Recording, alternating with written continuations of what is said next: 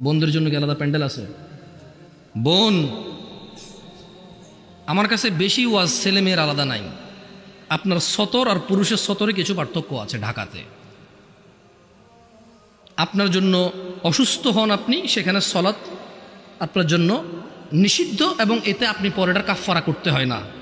পুরুষ কখনো তার জন্য সলাৎ নিষিদ্ধ হয় না, সে পড়তেই হবে যতদিন সে বেঁচে আছে, একদিনের জন্য তার জন্য নিষিদ্ধ হয় না। এইভাবে কিছু পার্থক্য আছে। পিতৃ সম্পত্তি আপনি ভাইয়ের অর্ধেক পাবেন, এটা একটু ভিন্নতা আছে। আপনি মা হবেন ও বাবা হবে, এখানে কিছু ভিন্নতা আছে। এছাড়া পৃথিবীতে যত আমল ইবাদত আছে পুরুষ মহিলার প্রায় সমান। রুজি রোজগারের জিম্মেদার পুরুষ, মহিলা না। রুজি রোজগারের জিম্মেদার কে? কে কে? গার্মেন্টস কর্মী আমার ওই বোনরা যারা ঘুম থেকে উঠে সকালবেলা লক্ষ লক্ষ পুরুষের সাথে ধাক্কাধাক্কি করে গার্মেন্টসে কাজ করতে যায়, ওদের কি বাবা নেই? ওদের কি ভাই নেই? কোন পুরুষের সাথে কি ওদের বিয়ে হয়নি? কুলাঙ্গার কি ওই ভাই না?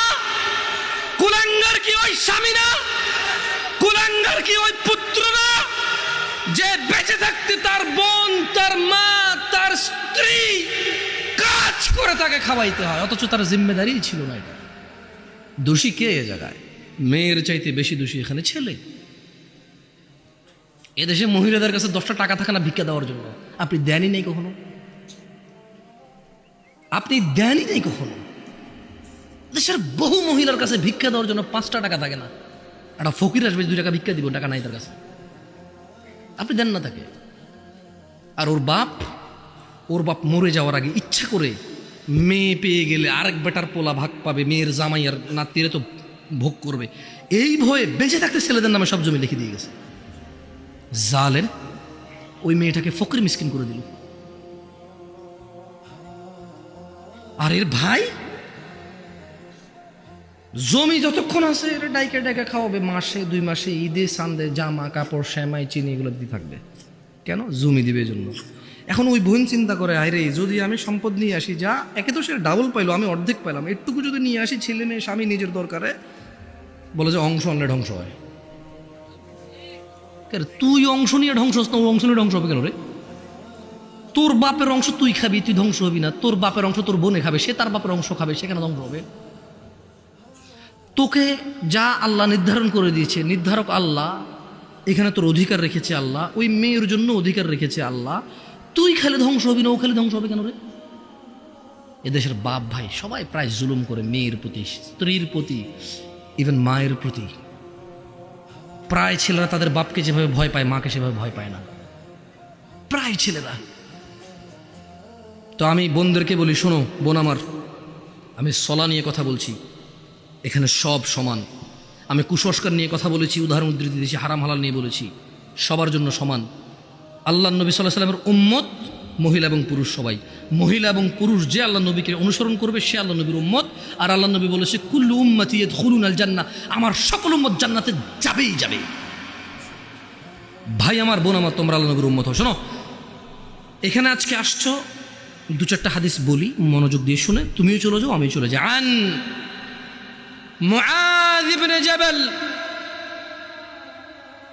ভাই ও বোন আমার, মুআয ইবনে জাবাল রাদিয়াল্লাহু আনহু থেকে বর্ণিত, তিনি বলেন, ক্বালা রাসূলুল্লাহ সাল্লাল্লাহু আলাইহি ওয়াসাল্লাম, আল্লাহর রাসূল সাল্লাল্লাহু আলাইহি ওয়াসাল্লাম বলেছেন, আলা উখবিরুকা বিরাসিল আমরি কুল্লি, আমি কি সমস্ত কাজের মূলটা তোমাদের জানিয়ে দেব না? ওয়া আমুদিহি ওয়া যিরওয়াতি সানামি, আমি কি তোমাদের সমস্ত কাজের মূল, স্তম্ভ ও সর্বোচ্চ শিখর সম্পর্কে জানিয়ে দেব না? কুলতু বালা ইয়া রাসূলুল্লাহ সাল্লাল্লাহু আলাইহি ওয়াসাল্লাম। মুআয ইবনে জাবাল আল্লাহর রাসূলকে বললেন, ইয়া রাসূলুল্লাহ সাল্লাল্লাহু আলাইহি ওয়াসাল্লাম, জি আপনি আমাকে জানিয়ে দিন সব কাজের মূল কি, স্তম্ভ কি এবং সর্বোচ্চ শিখর কি। তিনি সাল্লাল্লাহু আলাইহি ওয়াসাল্লাম বললেন, রাসুল আমরি আল ইসলাম, রাসুল আমরিয়াল ইসলাম, সমস্ত কাজের মূল হচ্ছে ইসলাম, সমস্ত কাজের মূল হচ্ছে ইসলাম। ওয়া আমুদুহুস সালাহ, এবং ওর খুঁটি স্তম্ভ হচ্ছে নামাজ। ওয়া যিরওয়াতু সানামিহিল জিহাদ, এবং সর্বোচ্চ শিখর হলো জিহাদ করা। সমস্ত কাজের মূল হচ্ছে ইসলাম। যত কাজ করবে সব কাজ নেকি বলে গণ্য হবে মুসলমানের, এবং এই সকল কাজ নেকি বললে গণ্য হওয়ার পর তা টিকে থাকবে। এটা হচ্ছে ইসলাম। সকল কাজে ইসলামের উপরে আসবে। মুসলমান যত ইবাদত করবে এটা হচ্ছে মুসলমান, ইসলাম। ওয়া আমুদুহুস সালাহ, এটা হচ্ছে সালাহ, আমুদ খুঁটি, যেটা পুরো ইসলামটাকে ধরে রাখে। একজন মানুষ মুসলমান অথচ তার সালাহ নাই, তাহলে তার ইসলামও নাই। খুঁটি নাই, ইসলাম নাই। ইসলাম নাই, কোনো কাজ নাই। যাকাত নাই, হজ নাই, সাদাকা নাই, দানশীলতা নাই। ও করেছে, ও হজে গিয়েছে, ও সাদাকা দিয়েছে, একটাও নেকি বলে গণ্য হবে না। কি নাই? কি নাই? কি নাই? সলাত নাই। আমি বলি সলাত মানে এই খুঁটি না থাকলে, এই খুঁটি না থাকলে ওর ইসলাম নাই। ও মরে গেলে কোনো কাজে আসবে না, ওর ইসলাম খুঁটিবিহীন। আসলে ও মনে করে এটা ইসলাম। সলাত যেহেতু নাই, ওর ধর্মও নাই, দিনও নাই, ইমানও নাই। ওর শিরিক কি, কুফরি কি, ওর জীবনটাই বৃথা, ওর পুরো ইবাদতটাই বৃথা, কারণ ওর খুঁটি নাই। কেন?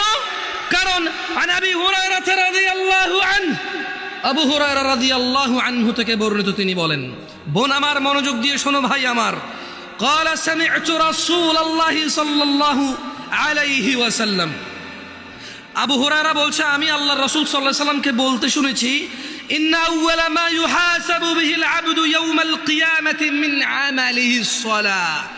আবু হুরায়রা রাদিয়াল্লাহু আনহু বলছে, শোনা যায় পরিষ্কারভাবে?